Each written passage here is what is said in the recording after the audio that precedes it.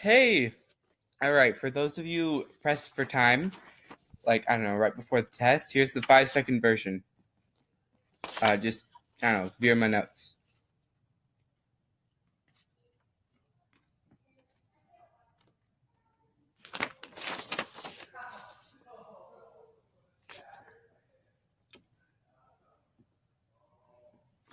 Okay, admittedly, that was a little bit more than 5 seconds, but I wanted to give ample opportunity to pause if you needed. All right, for those of you with a little bit more time on your hands, here's my respiratory video. So I'm going to start with the throat and nose and a little bit of the mouth, but most of the mouth we covered in the digestive video. Feel free to check out my channel for that.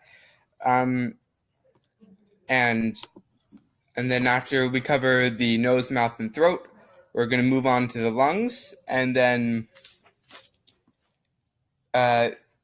some cool stuff, and then I have a surprise for you at the end of this video. So either skip to the end if you're not interested in that, and if you are interested in the interim, we begin. All right, so as I said, I believe we covered most of the mouth during the video I did about the digestive system. So as you can see, I've edited out most of that. We're just gonna start with a straight frontal shot into the nose, and then we're gonna go a little down the throat, a little bit into the mouth, a little just for quick review, and then down the trachea. So yeah, these are sinuses. Just FYI, sinuses are pockets that are separated from the rest of your body and have no real exit to the outside. Most usually filled with gases of some kind. You have these, here, and kind of here for reasons I don't quite remember. So this is your nasal septum. This is actually, for my friends actually in Wardlaw's class, this is something we actually have to care about. You know what? I'm just going to do the cutaway version. Yep. All right, nasal septum. We don't need to know all of it, so turning off anatomy selector and bringing out individual dissector. These little bits aren't necessary, except for, remember that the nostrils are also named, nares. These nostrils are also called nares, medically anyway. So as we get closer, undo that, please. All right, so the walls of the nasal passage going down your nose from a frontal view, the walls on the outside are, at first, obviously, this cartilage. The middle wall is this nasal septum, and in the middle there's the vomer. The nasal septum wraps the vomer as we go further back a little. And then as we go further back past where it's all cartilaginous and stuff, past the nares specifically, I've edited it out here, but the hard palate is basically the floor of it, and of your nasal passage. And one moment. And as you can obviously see, it's not exactly smooth on the inside. I'll get you a better view. One moment. All right, there's a hopefully better lit version. So as you can see, it's not exactly a straight shot. It's all curvy, and so this is a view of the nasal passage as if someone had gone and opened it up, and just straight this way. So those round things, those are called concha, singular, and conchi, plural. And so earlier in previous videos, when the body increases surface area, normally when we've seen an increase in body's surface area, it's for absorption. But this is not. Obviously, you are not taking nutrients or oxygen majorly through your nasal passages. If we did, that'd be kind of cool, but we don't. So those kind of curvy things, what in the world could they be for? Well, they are covered in mucus, and we also know that mucus, when air goes past, the air becomes moistened. And we also know that the lungs do not function well when cold and dry. And so what the popular theory is, what the conchi are for, is to moisten and warm air as it goes down into the lungs, so that you're not drying out or possibly freezing your lungs. Furthermore, the conchi are covered in hair, which helps filter particulate matter. And the uppermost conchi is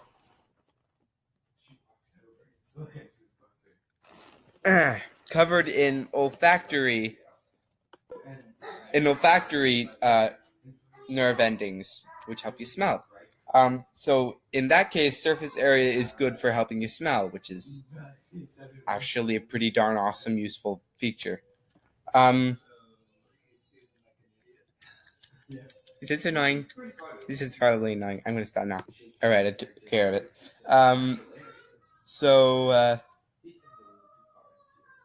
Yeah, the little... go back.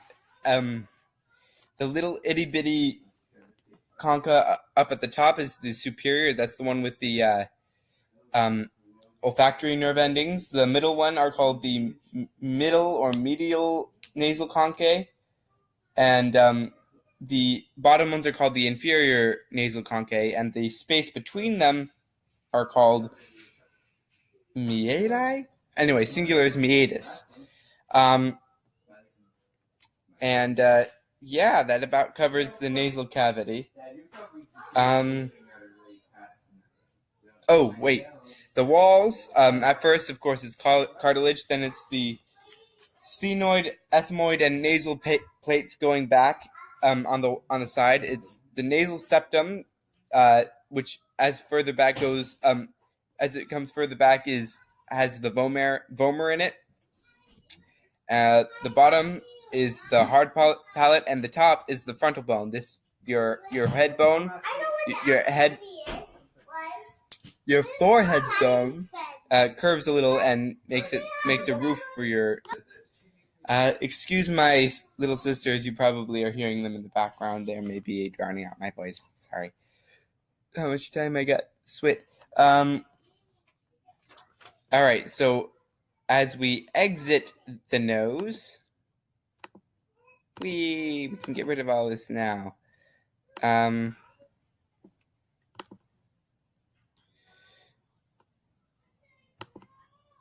As we exit the nose,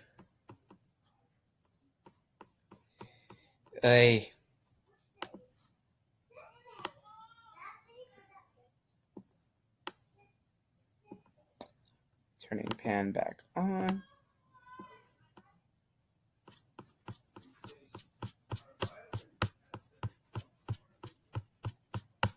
Oh, I'm not paused. Oops, sorry.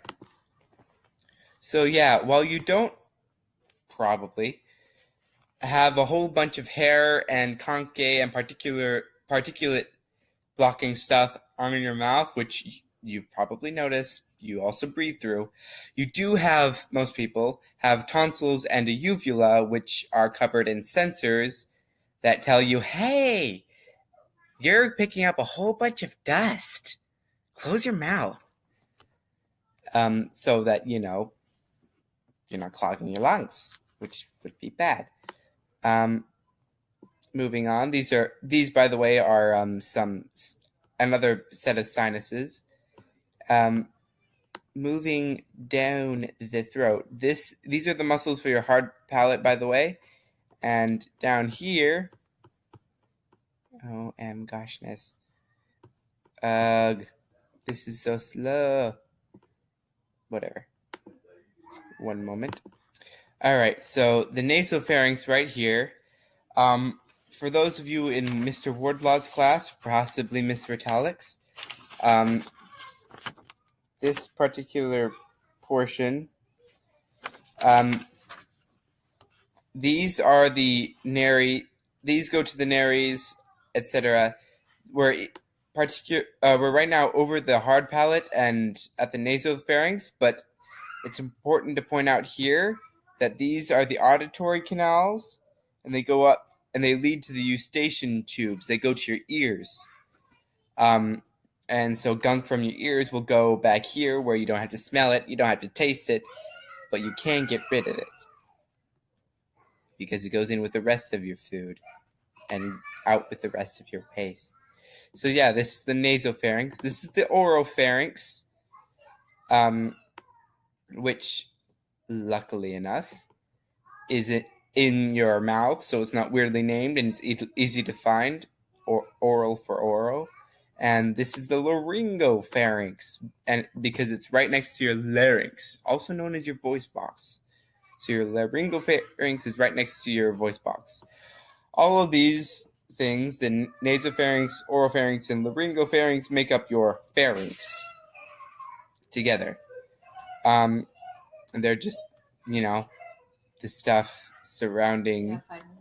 They're just the skin and epithelial tissues. Right before we start getting into the trachea and voice box, of course. So this part is your laryngeal vestibule. Basically, we're already in your larynx. This is your airy epiglottic fold, and it's not zooming anymore, so I'm going to pause and get in a better position. All right, so you've probably seen pictures of the trachea before, but here it is again. You'll see how it's calcified C rings, like little rings, C rings of cartilage, not calcified. They're cartilage, and they're attached by ligament. And actually, not all the way up. You have a lot of your trachea is this way, but at the very top are some deviations, beginning with the epiglottis. So the epiglottis is this lovely fold here. I'm just gonna, nope, that's not helping. Maybe if, okay, that's helping a little bit. So you see it's labeled here, the epiglottis. What it does is while you're swallowing, this bit, your thyroid cartilage and ligament and a whole bunch of attached muscle contract up, pushing this epiglottis down so that when you swallow, food and water and other liquids and whatever do not go down your respiratory tract, which would be bad. Anyone who's had things down the wrong pipe knows why. So yeah, that's important. The epiglottis is the flap of cartilage and skin that, it's basically a lid. And the epiglottal cartilage is the modified C ring it's attached to. Right underneath that is the hyoid. This lovely, the one bone down your entire trachea that is actually calcified. This is actually a bone. So, yeah. If ever you've looked at the front of an anatomy textbook or any skeleton for that matter, and noticed that there's just a floating bone right here, that's your hyoid. And no, not only guys have it. Girls have it too. It's just in guys, for whatever reason, the thyroid tends to be a little bit bigger, and I don't know, something about puberty. Speaking of the thyroid, right underneath, that's this lovely casing right here, this thyroid cartilage, which, yes, is in fact right around your thyroid, which, if you remember from I may or may not have mentioned this in my circulatory system video, but T lymphocytes, which are a kind of white blood cell, mature and are checked for being evil in the thyroid. And yes, this is right around there. How am I doing for time? Okay. One moment. All right. So yeah, the thyroid cartilage is another modified, lengthened actually, C-ring that's weird, and it's got a whole bunch of ligament to be extra useful in swallowing. And then my personal favorite, right underneath, is the cricoid cartilage. So you know what? I'm just going to cut this away. Yep. So underneath all this and this and this and past this, actually, I want to undo that one. You know your voice, how I said your larynx is your voice box? Well, these modified C-rings at the top of your trachea make up your voice box. And what exactly is this lovely thing that produces the voice? Well, if it will let me zoom in. All right, so this is the best I could do. Okay, not the best I could probably do, but all I was prepared to do. So you see these vocali have another name, your vocal cords. So stop it. So over here, for those of you who didn't, you see how your throat kind of bottlenecks right around your vocal cords? So when you want to sing or talk or do something awesome, air goes through and your vocal cords, like chopsticks, kind of do this. Really fast for high pitch and really slow for low pitch. And the amount of air moving and flapping these lovely little capes that are kind of attached determines the volume.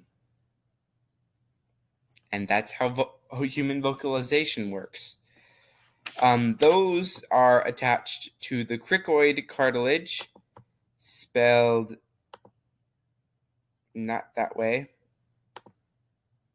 spelled like that.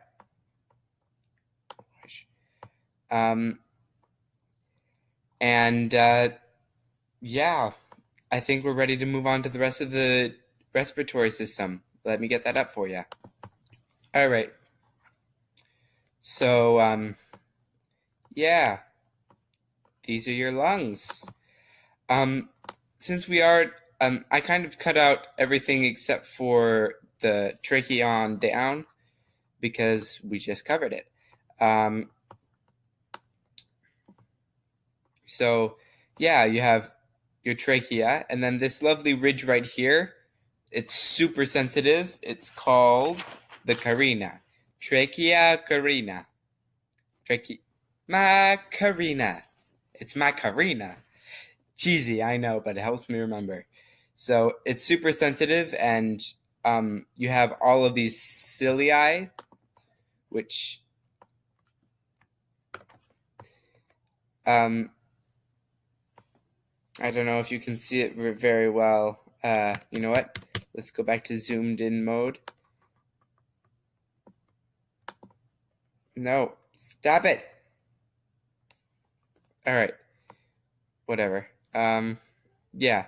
So these are the cells lining your respiratory tract, especially the tubing that's just moving air, not really absorbing. See how it's columnar? It's not super absorptive, but it is covered in these cilia, which are these like proteinous strands that just kind of move mucus and any buildup that did manage to go down the mouth or somehow get through the nose, any particulate matter, it just kind of moves up and up and up and out of the lungs until it kind of builds up on to the carina. And super sensitive, so you cough it up unless you're sleeping, but it's still working while you're asleep, which is why for people who smoke, that you need to cough a lot in the morning because it's been moving all of that tar, all of that extra buildup to the carina for expulsion, to get it out of the body because it's not helping your lungs.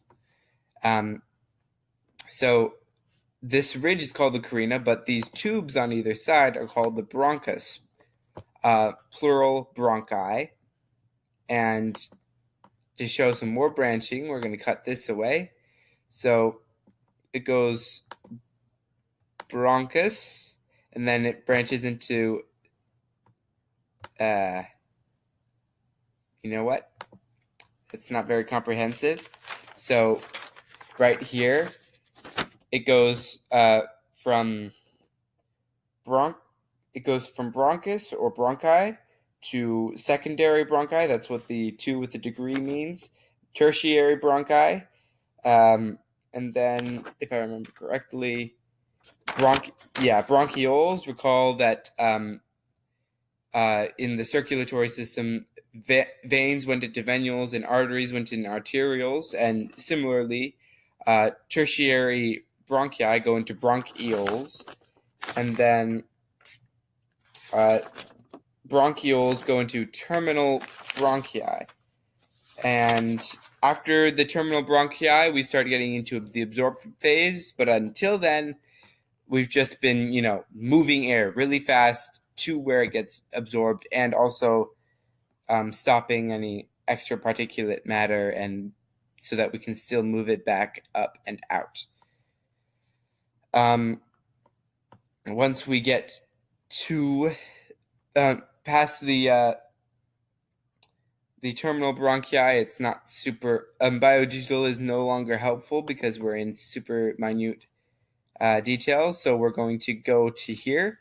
So it goes to the tubing, and then it goes to an alveolus, which is this like sac.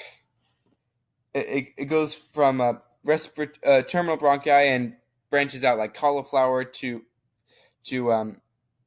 respiratory bronchial tubes, and then those go into these little cul-de-sacs called alveolar ducts, which end in alveoli, which are these lovely builds up of cells that are made just to move gases like CO2 and oxygen for reasons, because we don't want CO2, there's a buildup, and we do want oxygen because we always can use more.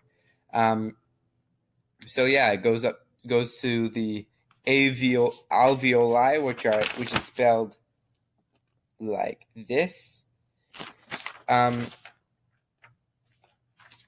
It's not very ciliated down there. It is a little bit ciliated, but not very much. And so things that get down there somehow, some way, are left mostly to alveolar macrophages, which are Yeah. You remember in the when we went over the circulatory system, and I mentioned macrophages are part of the immune system? You do have macrophages just in your lungs, just in your alveoli, specifically for toxins, fungal spores, viruses, bacteria that manage to get through to here. For people who smoke, just saying yet another reason to quit. It's a lot of work for your alveolar macrophages, and most of them can't keep up. Most of them can't keep up, and those that can are severely stressed and overburdened. Save your alveolar macrophages. Quit smoking. Moving on, sorry. There are two other kinds of cells here in the alveoli. The gas exchange cells, which just, that's all they're doing. They're sitting in a respiratory capillary bed. You remember capillary beds from the circulatory system are all throughout your body, except in the lungs they're doing the reverse process. Well, these are the respiratory capillaries. Your alveoli gas exchange cells just sit in those capillary beds, moving gas and stuff. And then the blood, your pulmonary veins, take it straight from those cells to your heart to reoxygenate, and we're all good to go. The other kind of cell in your alveoli are the secretors. Remember, I said there's not a lot of mucus, there's not a lot of cilia, but there is some because your lungs need to not dry out, even though there's air going through there all of the time. So, secretors are the final group of cells. And let's see, is that everything? I would believe so. So, for those of you who either skipped to the end or were patient enough to watch through the whole video, how much do I have left? Okay. I did promise a surprise, and that surprise is the first 5 comments that request content, like, I don't know, video games, video game montages, not montages, video game gameplays, playthroughs, or I don't know, suggest something. Have me commentate on a video or something. Do a Joseph reacts. Wait, who's Joseph? Do a Flurky McHurky reacts. Joseph is my my other name. Shh. Do a Flurky McHurky reacts. Ask for a Flurky McHurky reacts to some video, and I'll probably do it. The first 5 requests, I will comment and either say why I'm not doing it, or I will do it, and you will see it on a video. All right, that's it for today. Peace out, and never stop learning. Bye-bye.